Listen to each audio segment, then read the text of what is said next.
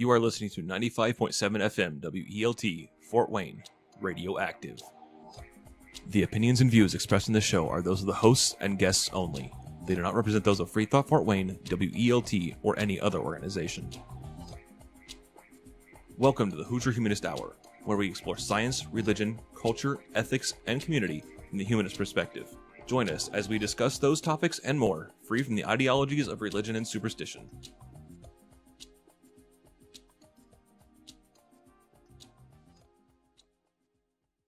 It's Tuesday at 5 o'clock, and this is Hoosier Humanist Hour. Lucky you get to hear the coolest show on the radio tonight.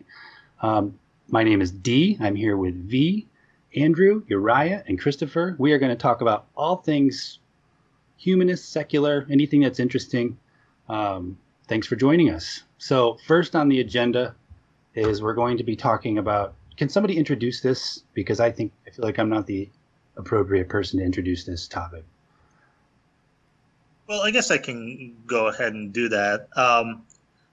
We recently came across an interesting article that talks about an after-school Satan club. And apparently, the Church of Satan is trying to open these after-school Satan clubs in various schools around the country. After some Supreme Court decisions that allow after-school religious classes to be taught, the Church of Satan decided that, they were going to do their own. And I guess they've upset some people. But, they have since the Supreme Court voted that it's your First Amendment right to free speech and, that allows religious classes, they're going to allow the Satanists as well. So I guess that's kind of the short of the story. What do you guys think about that? Well, first off, who are this Satanist club? Like what are they? What are their goals? What are they going to be doing? I guess it's important to try and lay out what exactly they are. As far as I understand, they are an atheist secular group that's basically going overboard on their title, but basically their goal is to pursue and push the ideas of science, critical thinking, objectivity, and how people are thinking. So it's not really like trying to worship the devil. They just use the devil, I think, as a shocker. That's all I really know about it. I think the article that we're talking about said that this after-school program includes a light snack, includes a science lesson, it includes social skills, it includes an art project, and something like that. They kind of have like little mini curriculum laid out kind of thing to pretty much say, hey, we just come. It's almost like Boy Scouts or Girl Scouts or something like that. They just have different areas they focus on. I think it's interesting, but it seems like a really big waste of time to me. I mean, who's going to join it? Well, you are technically required, if you're a student and you want to join that, you're required to have a note from your parents allowing you to join that. And what parent is going to push their, I suppose if the kid, this is an elementary school, mind you, right? Yes. Yeah. What parent is going to sign that and have their kid ostracized by everybody? It just seems weird. I mean, if one of those was in Fort Wayne, I would think it would be a club of one. Yeah, and the thing is that they're doing this in response to the religious. Does anybody remember the name of that? It was like Good News something. The Good News Club, yeah. The Good News Club, and that's actually been established in over 3,100 schools, making 5% of the public schools, elementary schools in the whole nation. That's a little scary, but so they're doing that in response. And the article said that they're going to start pushing their curriculum on schools. They're going to start where the Good News Club is already. They're not just going to go into some random school. They're going to start to have the opposing view to the present religious group. And honestly, if they're going to do what they say they do with a science lesson and a snack and art project, that all sounds really, really cool. And I like that. If you want to put an opposing after-school program, great. I think that's great. And I think a lot of parents who are atheist, or I think a lot of people who don't want to be involved directly with Christianity, but maybe something else, even if they're agnostic, even something like that, I think it'd be a great idea. But in a country where your image says a lot about you and where people stake a lot of their opinion on their first impression, I think they're going about it in the most idiotic way, calling them the Satan Club and having their chapter heads have weird names like Chalice Blythe and whatever, Lucerne Greaves. I mean, you're really, at an elementary level, this is really stupid. You're going to scare the kids away, not even the parents. How serious is this? Are they actually trying to do this all over the country, or is this just like a media? Well, they talked about having had a meeting from Church of Satan leaders from like 4 or 5 different areas of the country that were talking about a strategy and how to go about this and that kind of stuff. So they seem to be fairly serious about this. But I do agree that, this is, it's good to put that opposing point of view out there. But, the whole Satanist thing is going to scare a lot of people away. And why buy into the stereotype of what everyone thinks an atheist is? Aren't we fighting hard enough to get away from that image? We need to talk about that. I think we should talk about that in this radio show tonight. Yeah. What kind of person is an atheist? I mean, the vast majority of the people in this town, and I'm assuming anybody who may happen upon our show on the radio, will be a Christian or some sort of supernatural believing person. And I know my opinion of an atheist was pretty down before I became one. I don't know. That seems like a really good topic to me. Yeah, no, that's great. I mean, if you want to start with just a few statistics, I guess in several different surveys, opinions of atheists have been very, very negative. They've been put basically at the same level of negativity as like rapists or something. In terms of when you ask the question, are you okay with having a person of a certain religion in your family? Like, atheists are very, very low. Like, very, very few people say that they're okay with having an atheist in their family. Actually, it's about the same percentage as people that say that it's okay to have a Muslim in their family. That's so sad. Yeah, and I don't remember which is ahead of which, and they recently traded places in the recent survey. But it's, and we all know how negative the opinion of Muslim people is, unfortunately, and so that kind of gives you an idea of what they think about atheists. But that's the thing, is that religion is honestly going to be the final frontier. When you think about it, like right now, we're going through the same thing that we did with race 50 years ago. Yeah. We're just doing it with sexual orientation now and gender identity. And so maybe after we get past these hurdles, maybe 50 years more down the line, we'll start being more accepting of other religions.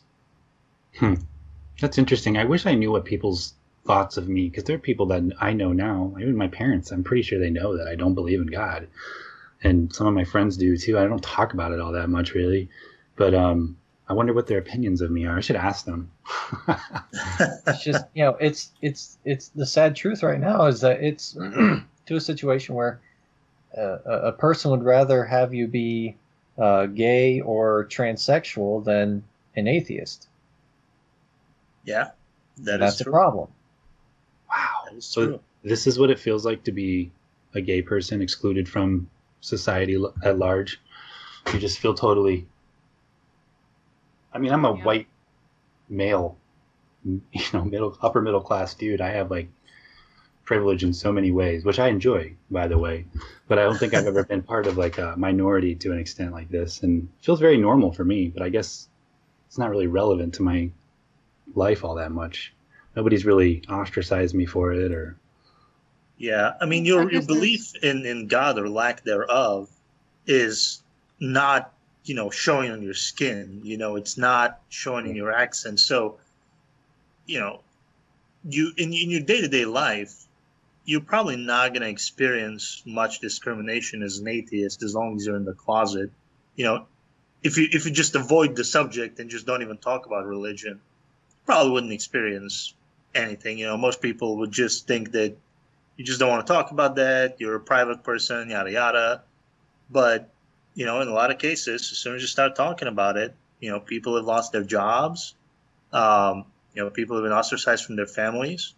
I mean, I go by V on here just because I know some people at work are very religious, and I don't want to risk them being offended and changing their opinions to the point where it would negatively impact my work. Yeah, I feel the same way about that. Yeah. Well, and I think it's sad because I personally think that as an atheist, it doesn't matter who you are. If I heard somebody on the radio that was a friend of mine defending Christianity or whatever religion they were at, I personally wouldn't change my opinion of that person. We'd still be friends. I might later down the road get into a debate that we would probably have to work really hard to be friendly, be civil debate, but then that would be it. And I think that's a crutch that the religious people have, that it will allow their opinions of another person change if they start hearing them talk about atheism or whatever it is. If they don't believe in it, therefore it's wrong and that person has to be wrong. Whereas atheists, we accept that right and wrong is based on science, and then there's an opinion, and we're okay with that. We don't care. It doesn't affect us. We don't let it affect us. And it's kind of nice to be able to rise above any discrimination someone would try and press upon us. Because when you don't care, it takes away a little bit of their power. A little bit, not completely, but... Yeah, unfortunately, with religious views, they're so centrally tied to who you are as a person that as soon as you try to criticize those views, people get deeply offended. It's as if you're not just criticizing their views and ideas, but you're criticizing who they are as a person. And, I wish people could disengage those two, but it's very difficult because they've been taught since little kids, basically that's their identity. You're a Catholic child, we are Catholic, or whatever you may be. It's not just the overall religion, it's not just we're Christian, but we're Catholic, we're evangelicals, we're whatever. So even criticizing, if you were to talk to a Catholic person to criticize evangelical views, they probably wouldn't get offended. But if you try to criticize the Catholic views, they'll get offended because all of a sudden you're criticizing them. Yeah. Right. Which is why I find it interesting that this Good News Club is targeting elementary students, because they know that the way religion works in the best way is not through preaching fear and hellfire and damnation. That's one way. But when you're starting with little kids, they're impressionable, and the elementary years is when they're going to start finding out who they are, what they like to do. It's when they're trying different things. They try soccer, they try baseball, they try all these things to figure out what they like or what they're good at, and kind of steer them into where they want to go with their lives. And planting religion right in the middle of it, that's a really, really big seed that you're putting in their path. Yeah, well, they're not interested in playing fair. They're not interested in waiting until they're 18 years old when they can rationally, accept certain views and evaluate those arguments. At that age, they're used to. Say 18. I would say high school level is when you really start deciding who you are. Yeah, no, I threw the 18 out just as a number, but at any age when you are able to distinguish true claims from false claims apart from my mom says so it must be true. That's why I think it's a low blow. They're targeting elementary kids. Yeah, I mean, in elementary school, like that's how your universe is. Mom says so it is true. Mm-hmm. Or the teacher says so it is true. The person of authority determines what is and isn't true. And that's why I think calling it a Satan club is Terrible, terrible idea. Because No, even someone who is an atheist, using the word Satan, not only do I think it's a terrible idea just because it's a terrible image, but on a technical level, calling it a Satan club isn't exactly embodying what their program is. And that's what also bothers me. It's like you're putting up this image, and yet your program is nothing like the image you're putting. So it's a very confusing message, and if there's any confusion when you're trying to do a program with kids, you're going to lose it.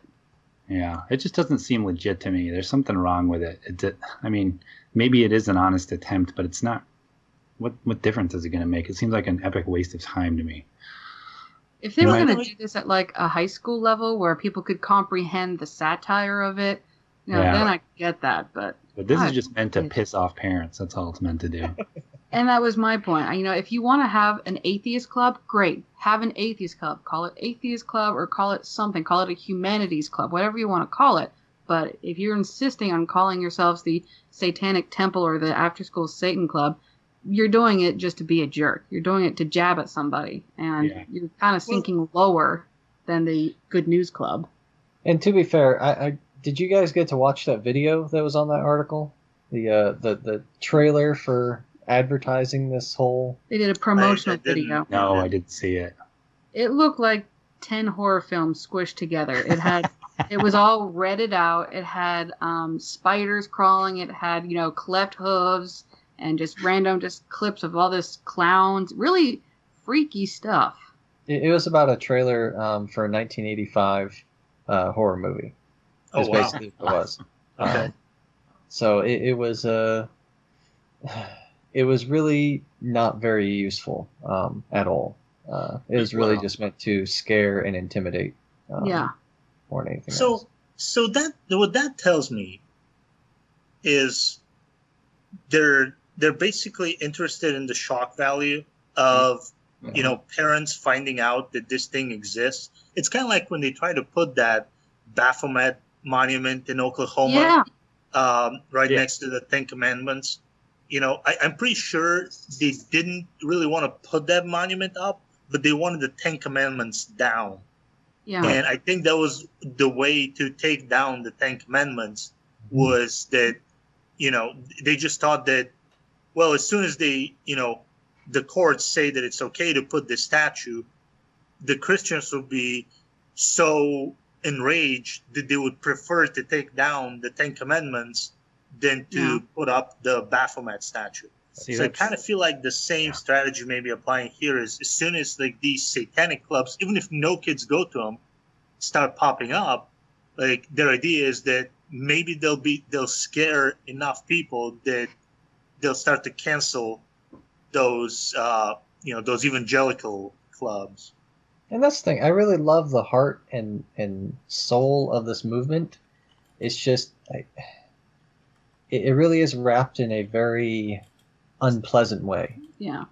It's like cheese. Cheese tastes so good, but the better the cheese, the more delicious the cheese, the smellier it is. Yes. And it's such a good piece of snack food, and yet it's cheese. It smells really bad. Yeah. You gotta find another snack food. That's a perfect illustration. Wow. There's those cheeses that they sell them in like little snack bites, and they're wrapped in like this wax. Yeah. They're really expensive, and you gotta like break the wax to get to the good stuff that's on the inside. There's the same thing. You gotta break through the outer shell to see the good stuff that's actually in that school program. Well, I think as like a shock value thing, that program is brilliant. And I'm assuming that's probably what it is too. I mean, the worst thing you could do is probably like sign some people up for this thing, because then whoever's like put the program together would have to cancel it. Like, who's going to actually show up and like put on one of these clubs? Well, that's what I was saying. Like, I almost feel like something like that needs to be done here in Fort Wayne, of all places. You got to do it in the Fort Wayne community schools, because apparently nobody likes Fort Wayne community. Yeah. So I just think that would be great. Well, as a parent of a child in elementary school, if I saw that on the roster of clubs that my child could join, I would be offended personally. Yeah. Too. Like, come on. I don't want my kid even around those people. Yeah. who are that, brash. Mm-hmm. Hey, well, I have the snakes. We can propose that we can talk to snakes all day. Oh, I can speak in tongues, man. Right. as long as the snakes don't talk back. Yeah, that'd be a problem. But this whole shock value, it works to take down the monuments for the 10 Commandments, and I get that, but if they're trying to use this as a shock value to take away the Good News Club, are they too late? Because, like the article said, the Good News Club is in 5% of our school systems across the nation. It's already here, and, with the fact that Christianity is the main religion in the United States, they probably have lots of club members. And if these kids like it, if they make friendships, are they going to cancel it? Or are they going to have the excuse, well, the kids really like it. Are you going to take it down and hurt the kids? They're going to use that as a weapon. What is the Good News Club?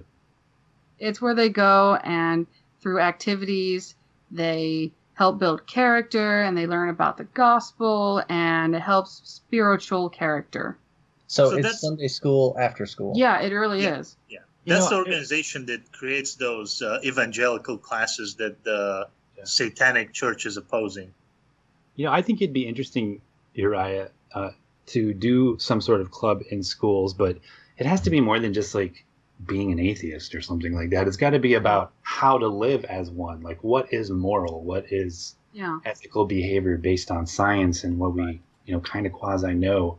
Like, if it had more of that involved, I think it would be something That's where worth humanism comes in, because technically, atheism is a term that shouldn't even exist. Yeah. It doesn't really tell you much about anything other than, well, I believe in one less God than the Christians, Muslims, and Jews believe. We all reject the 999 other gods. We just go one God further. That doesn't tell you if you're, politically conservative or liberal. It doesn't tell you if you believe in global warming or not. Right. Yeah. But where humanism comes in is actually fills in. It is an actual more or less worldview, and provides you a framework like religion would provide you. So it should be more like humanist club, if anything, that is created. It's really the thing about the age group, because it really is hard to do those upper level types of thinking with elementary kids. Yeah. Well, and isn't that why we have things like Girl Scouts and Boy Scouts, where it's not religious, but it's the same thing? But it's focusing on skills. Yeah. And that's what I like, because that was something that I myself actually gained from going to Sunday school and Wednesday night church, was the ability to memorize things very well. Yeah. As I memerized verses out of the Bible. Yeah, I did that too. So there's a lot of really good qualities. I don't feel like my personal view of humanism as kind of like a atheist religion, or if you want to call it that, is that it's too focused on activism. It doesn't have enough focus on like personal development. And I guess that can be different for everybody, but and I'm very uneducated on this topic, but science has had to have taught us, like, I would think to some extent, like, what is a better way to live personally? Like how to think, how to train your mind, how to be a better person, not just in your moral behavior, but in your discipline and achieving things. And it's funny. Happiness. The high school that I went to graduate, you had to write what we called the senior thesis. And it was a minimum 30-page paper. And it had to answer the very broad, very basic question, what is the good life and how do you live it? And every student in my class had to answer that question using any and every material that he had available to him. And it was quite the arduous task, let me tell you. Yeah. But honestly, the way I answered it is I had nothing at all religious-wise, and Mom bothered me about that. My mom is very religious, but even though I never got to present my paper, the outline of my paper was actually based on a couple different essays from a couple different philosophers, and my point came down to two things: that the good life is discovered by your own self, and you discover that through an essay by Emerson called Self-Reliance, and that essay basically is all about looking at the world and finding yourself without other people telling you what or how to do it. And it was looking at the world and learning from other people, seeing who they were, what they thought and believed, and how it impacted their lives, and seeing if that was something that worked in your own life or if that was damaging to your life. And so that's how he said the self-reliant man is the great man, because he knows who he is and he finds other people to gain inspiration from, but not imitation from. And the second part of my paper was you can't live the good life without friendship and companionship. So you can be a self-reliant man. You can know yourself. You know, that big saying from Socrates, know thyself. But if you're alone, you're not happy. And happiness only comes when you have companionship. Well, you know, the Chinese saying, if you want to go fast, go alone. If you want to go far, go with a friend. Yeah, exactly. I think it's Chinese. Anyways. That's interesting. Yeah, but everything you just said very nicely fits into kind of the humanist framework, in my opinion. Mm-hmm. But like Dee was saying, you know, activism versus personal development. What's the word we're looking for? You know, I guess in a world where we're looking for labels for ourselves. Are you a Christian? Are you a Muslim? What label can you put on yourself that defines you as a whole? I kind of dabble with the term virtue. Like, you build things into your life. When you have a perspective, let's say, based on science and critical thinking, then there's certain things that would be virtuous to do. And if you make the choice and try to build your life around those virtuous things, then you are a person of virtue. I know virtue has a lot of religious connotation to it, but I don't know. That's what comes to my mind. I think that through all this, you can find yourself on a journey of self-discovery without having a religious text of any kind tell you who you are. Mm-hmm. That you can find yourself through the journey of life. Yeah. Yeah. Well, I think, you know, I kind of like the term personal development, actually, because it kind of implies that it never stops. Yeah. You know, if you use science to determine what's good, what's not good, you know, how to live your life, you know, you can carry that throughout your entire life. You know, as new things happen, as the world develops, you develop as well. I almost feel like religion stops that progress. You know, it tells you the answers ahead of time without any consideration for how the world is right now, and it claims to be static and unchanging. Well, religion almost says that everything is a constant struggle, that you can't attain true happiness down here. It almost gives you paradise, but says it's forever out of reach. Well, religion also tells you that you're flawed from birth, that you're a mess from birth. This is not fair. But hold on. But that's in the same sentence that they also claim that humans were made perfect. Yes. Right. But then they don't say that humans were made perfect. They said that made in the image of perfection. You know, image of God, and God is perfect, so the image of perfection. But they still claim that humans were made perfectly. That we are perfect organisms. True. Right. Yeah. We're so not perfect. Yeah. Well, I know for me, like, coming out of religion, it was a huge deal to realize that I was created and not made, because if I was made messed up. And so it just really jaded my worldview. It made me a pessimist. But when I realized that I was not created and an animal, then I was like, wow, look how far we've come. Like, I can keep going further. Like, it's really a pleasure to be here just in the way I am, even as flawed as I am.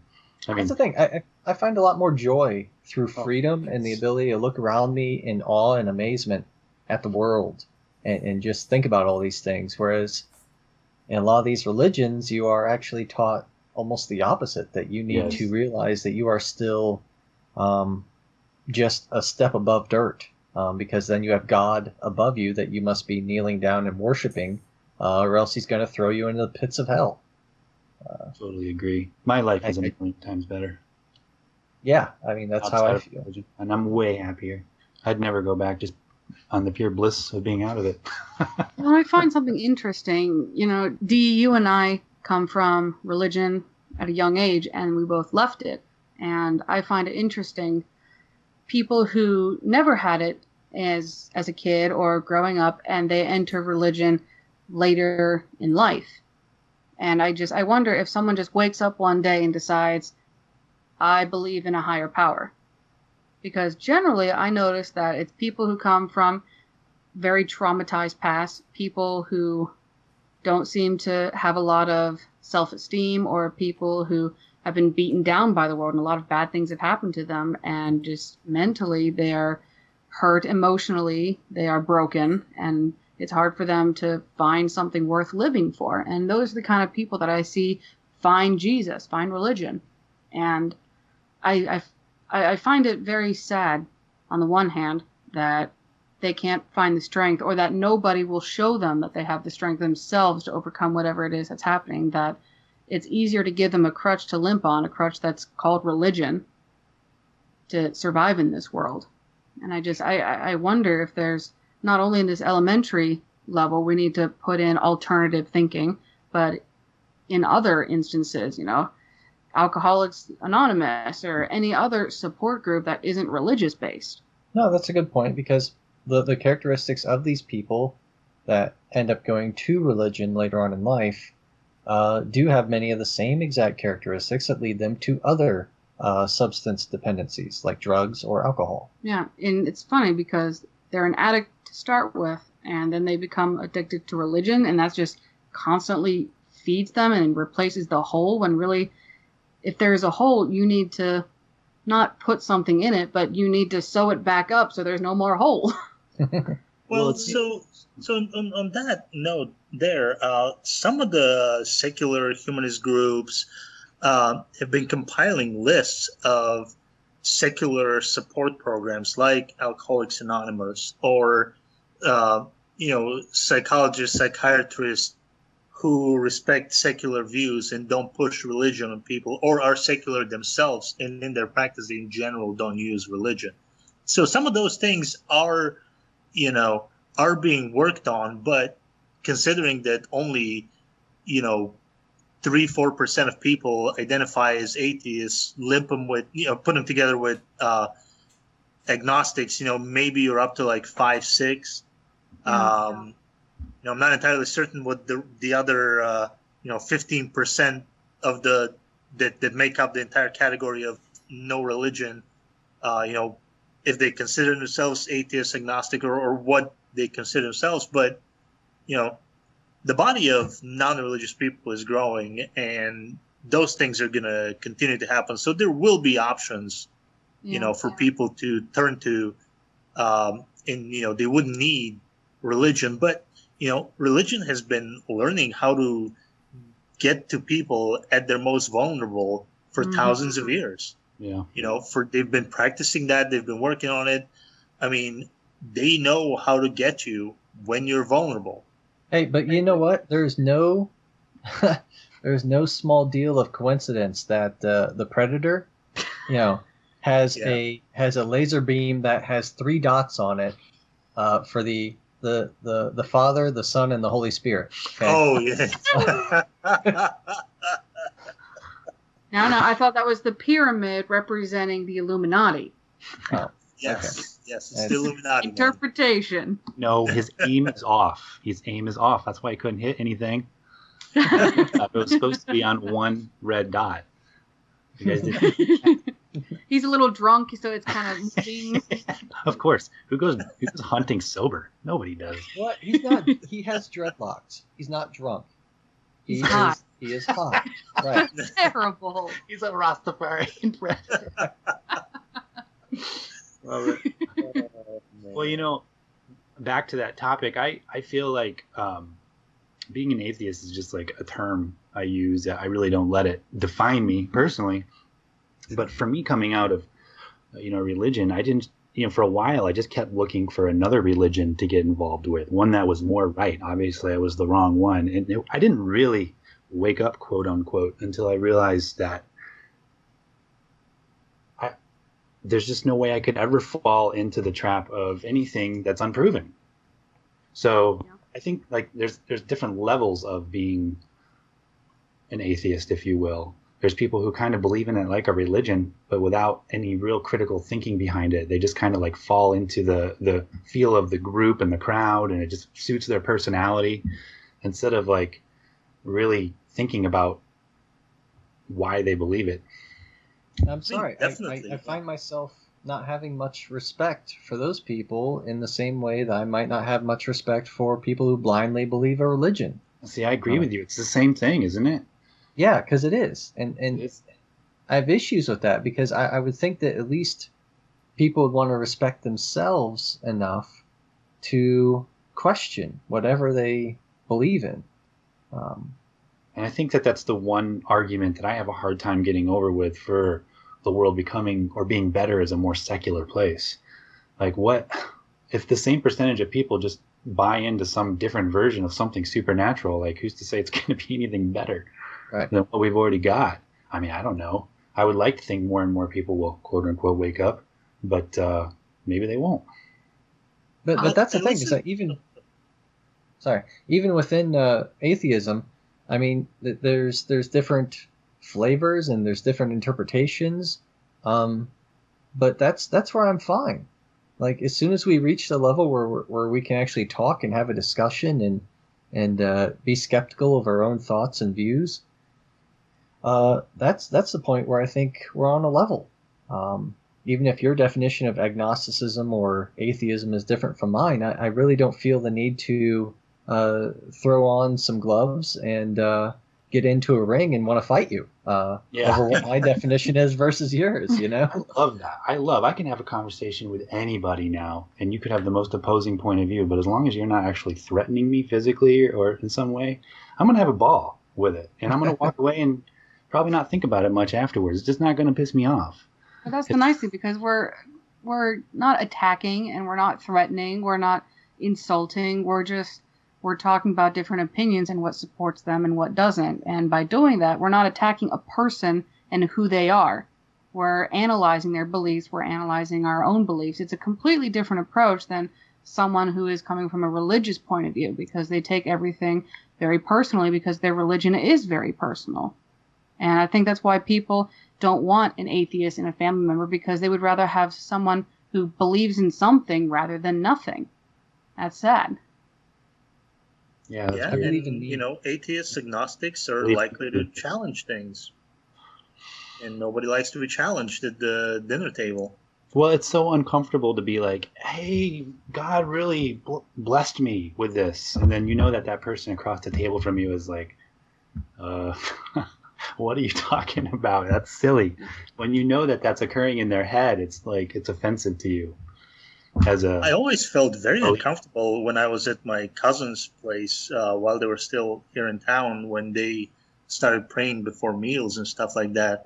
And I kind of had to join in, but it was super uncomfortable for me. They had no idea I wasn't a believer, but I felt very uncomfortable.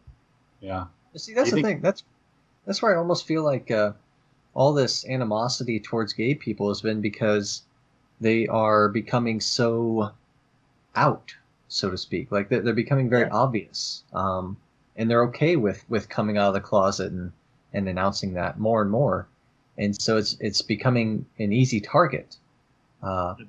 Whereas it's still very, very, very, very difficult to tell. Like I think Uriah was saying before, who an atheist is, because they just blend in generally. Yeah. Oh yeah. Well, with the being gay, I kind of think of it as a party for them. Like, hey, we're out, and it's like more and more acceptable. We're becoming a part of the community more and more. But it's hard for me to see that being celebrated so strongly in like 20 or 30 years. Like, it just seems to me like it'll be a lot more common, and there won't be like there won't be so many parties. Yeah, eventually it's going to be like having a heterosexual pride fest or something. Yeah, I don't see an atheist pride fest coming. An atheist fest coming to the town near you. Like, I don't see that happening. Right. We could try and do that. Maybe that's what we need to do. We need to do an atheist fest. Oh, that would be fun. Maybe we get a lot. No, honestly, going along that line, I would hope that 20, 30 years from now we don't have a pride fest, because that would show They don't need it anymore. And to sit there and say, I don't need to make the rest of the world okay with me, they already are, that's a pretty big deal. Well, but hold on. Don't we still have... but then that's my next point. Yeah, do it. Racial marches? Yeah. You know, especially in February, you know? I don't even know what it's called. I don't even know what particular month it is, but African American Appreciation Month or whatever it is, or MLK March, you know, or something like that, you know. That's a really good argument for it. Those marches are still needed because, you know, in a sense, there's still a problem in our society. You know, when they won't be needed when those problems go away. Right. And, but that's what I'm saying is that was 50 years ago. Right. Yeah. So I don't see pride marches going anywhere in the next 20 or 30 years. Yeah, that's a really good point. You know, well, gay people are, you know, they're every race, they're every color, they're every gender, they're all, you know, over the board. Whereas race is like very distinguishable, especially if, you know, between a black and a white person, it's just like it's always there. And I don't know, it might be a much harder thing to get over than maybe being gay. I don't know. I guess, you know, once religion becomes not a problem anymore, things like that might not be a problem anymore. Well, like I said, it's the final frontier. By the time we get to religion, we should have solved all the other problems. Because then there'll be no place for religion anymore. We can see some societies where religion has become very unimportant. You know, some of the Scandinavian countries, I think maybe even Japan, you know, are becoming predominantly secular. And I think it has been a very quiet transition. You know, you know, no pride fests, no, you know, fanfare, no announcements. It just kind of slowly, the society transitioned, and it's no big deal. Mm-hmm. Well, it's kind of turned from, you know, religion isn't that big of an issue, but it's become more of a class issue now. They're trying to reduce the segregation of class, which I think is pretty cool when you think about it that way. Mm-hmm. That's interesting, yeah. I find it funny, going back to the point that only about 5% actually say that they're atheists, and before you compare it to the LGBT community, the fact that they're coming out now and they've got more confidence, it's a party, and they're doing that because it's become safer. They have more support. And the bigger these pride marches get, the more support they have, the more come out, and suddenly we're seeing a flourish of, oh, I know all these people, and turns out they're all gay or lesbians, or this guy's transgender, and I never would have known it, but they feel safer, they feel more comfortable, and that's great. But what do atheists feel? You know, what I'm wondering, 5%, is it really 5%, or are there people out there who don't want to step out for fear of being ostracized? There's a lot of people like that. There's a lot of people like that. I mean, you have things like the Clergy Project, where clergymen who have lost their faith are slowly transitioning, you know, out of their beliefs and, you know, coming out. Because if a clergyman, you know, admits that they're atheist, like, that just completely destroys their entire life. Right. So that has to be managed very, very slowly. And there's a whole group of people that helps them do that. But, you know, there's a lot of people that sit in churches that are atheists. There's tons of them. And for a lot of them, they don't even know that not believing is an option. Yep. You know, they don't know anybody around them that does not believe. They think that everybody believes and they must believe it as well. And, you know, they may be at a point where just knowing that not believing is an option will just push them over the edge, but they don't even know that that's an option. You know, not believing, if you're a true believer and then coming out of it, is a very, very scary step. Oh, it must be. I can only imagine. You have to fight all of the things that, you know, religion has taught you become if you're an unbeliever. And then you also have to develop your own way of thinking about the world and how to live in it, which, you know, your own kind of morality and why something's moral. I mean, it's a really, really big struggle. So I would imagine a lot of people who don't believe aren't really in a position where they know what to do. They could just very well be in kind of a fog. Well, and taking So those one steps to person, really, sorry.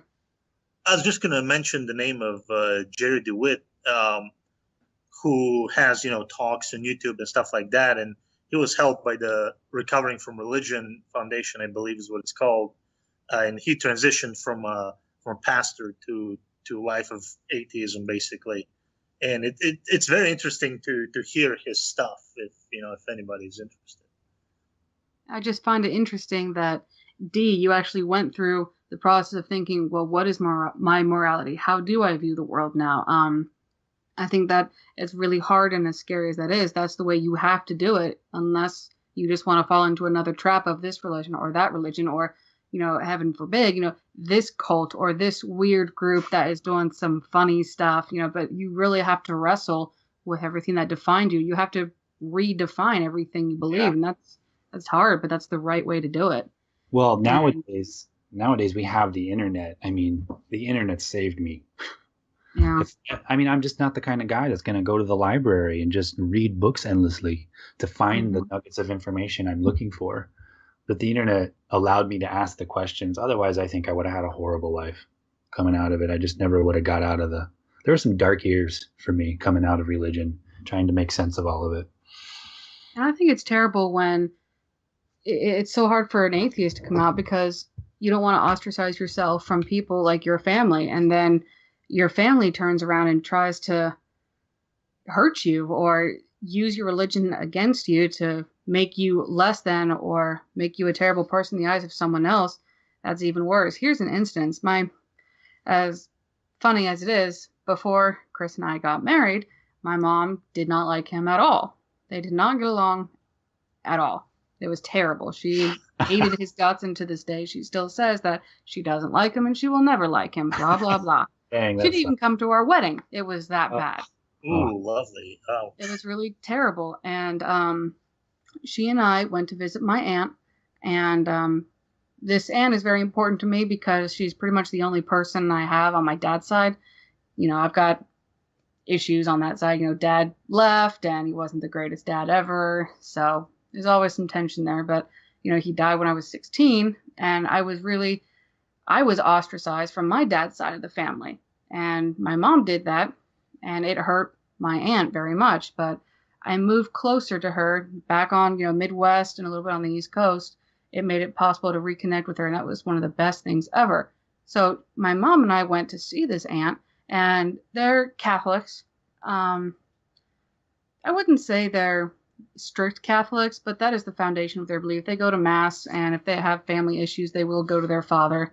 But they've never once at all talked about it as an imposing way. I think the most I've ever seen their religion is they say a prayer before dinner. That's about it. It's not anything that I would see super present. There's not, crosses everywhere and things like that. But anyway, I'm rambling. So the point is that we were there right before our wedding, and my mom was trying to get my aunt to talk me out of this wedding, to try and have my aunt influence me to not marry Chris.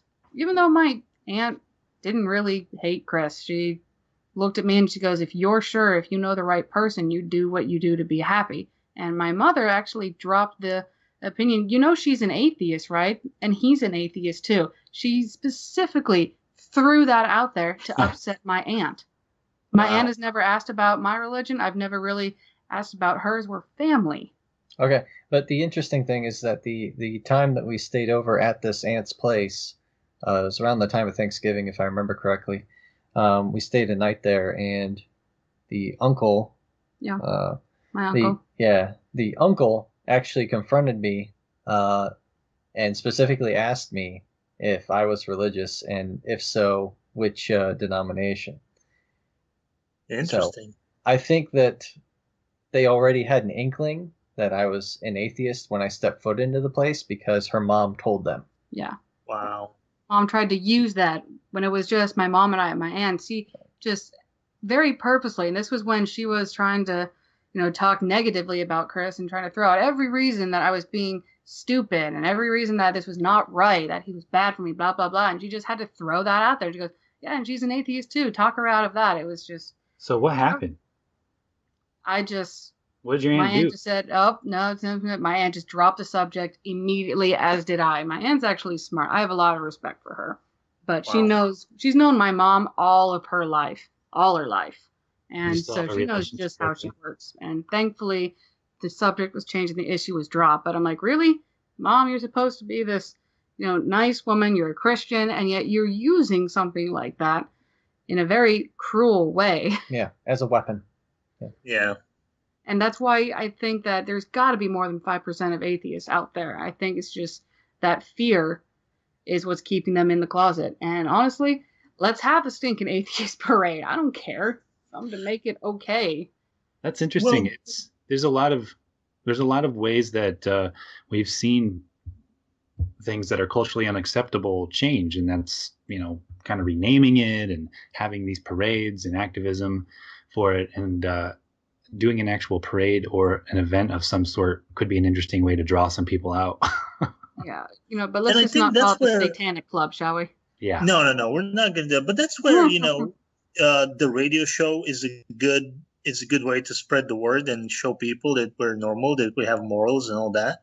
Other groups around the country are doing the same thing. They have call-in shows and they have TV channels. I think there's actually an American Atheist. I think actually has a TV channel.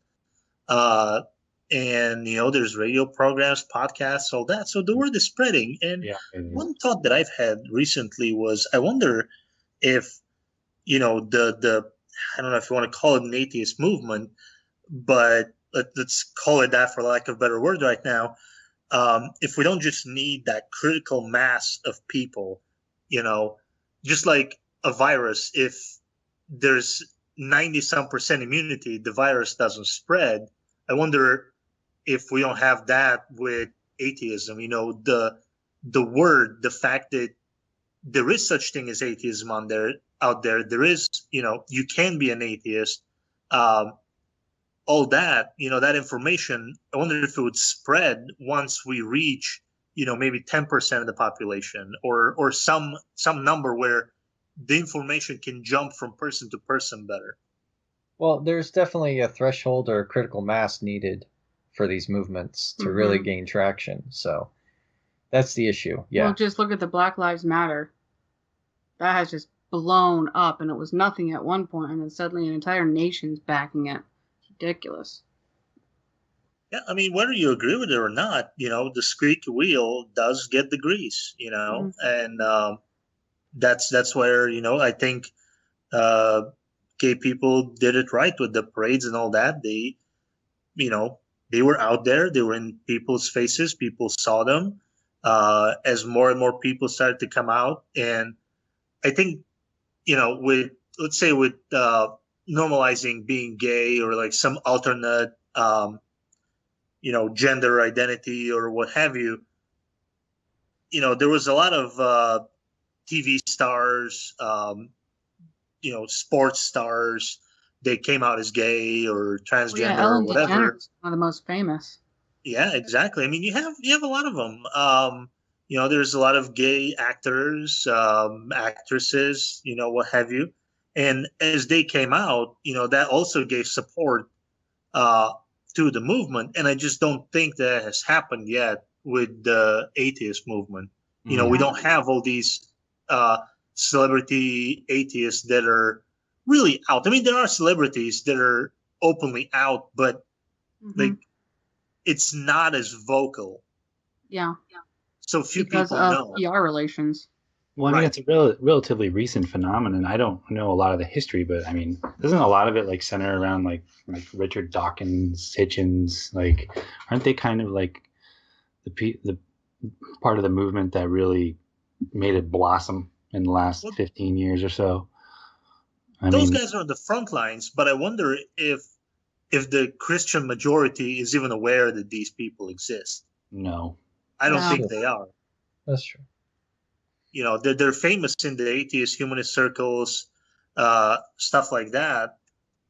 But honestly, a lot of this comes from comedians. Comedians are most often much more famous than a lot of the figureheads, so to speak. When you talk about George Carlin, for instance, Oh yeah. So many great quotes from him that we cannot even remotely begin to quote on here. No. But I guess that would be the whole point is, we have kids in elementary school are being indoctrinated. What can we do to have an opposing view? The Satanic Club is obviously not the right image they're looking for, but their message is. So, maybe we should be trying to find ways to, whether it's humanism or personal development, whatever it is I think it would be good to start planting those seeds in the young minds. Yeah. On that note, what a great conversation, guys. Join us next time at 5 o'clock on Tuesday for the next riveting episode of the Hoosier Humanist Hour. That is all the time we have for you this week. This has been the Hoosier Humanist Hour. Be sure to check out FreeThought Fort Wayne on Facebook and on meetup.com. Thank you for listening, and we hope your days are filled with logic, reasoning, and the eternal quest for knowledge.